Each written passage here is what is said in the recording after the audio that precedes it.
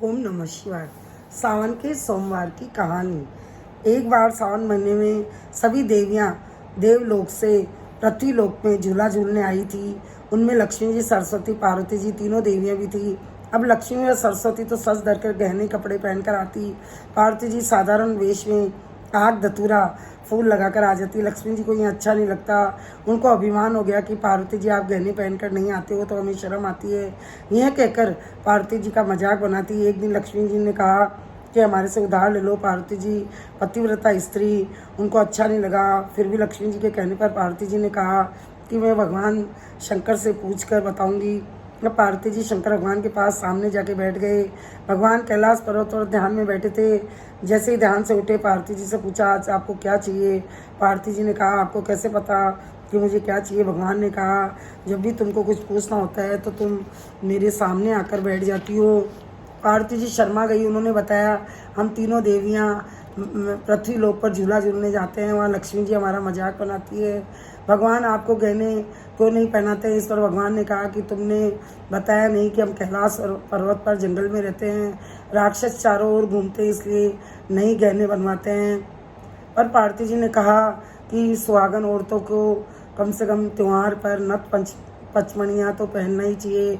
लक्ष्मी जी मेरे को उधार दे रही थी, आपका हुक्म हो तो उधार लेकर आऊँ। भगवान बोले कि कभी भी किसी से उधार वस्तु नहीं लेना चाहिए। अगर वो खो जाए तो अगला अपनी कीमत वस्तु की दुगनी कीमत भी बताए तो उसको देनी पड़ती है। यह हमें अच्छा नहीं लगता।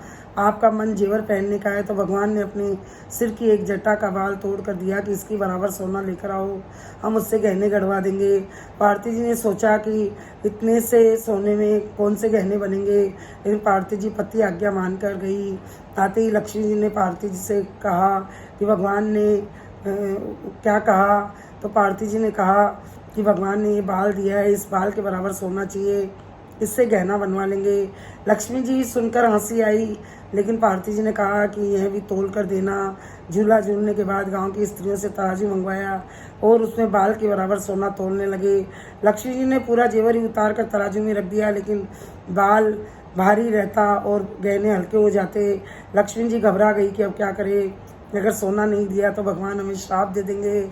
अब लक्ष्मी जी परेशान हो गई और खुद तराजू में बैठने लगी। जैसे ही तराजू में बैठने लगी, विष्णु भगवान ने आवाज़ लगाई हमें छोड़कर शिव जी के पास जा रही हो। लक्ष्मी, सरस्वती, पार्वती जी जब स्वर्ग में नहीं पहुंची तो तीनों देवों ने आपस में बात करी और ढूंढते ढूंढते वहां आ गए। अब लक्ष्मी जी ने आवाज़ सुनते ही तीनों देवों की तरफ देखा, आंखों में आंसू आ गए। भगवान विष्णु के पांव पकड़ लिए, भगवान हमें माफ़ कर दो, हमें घमंड हो गया था। विष्णु भगवान बोले जिसका मजाक किया है उनसे ही माफ़ी मांगो।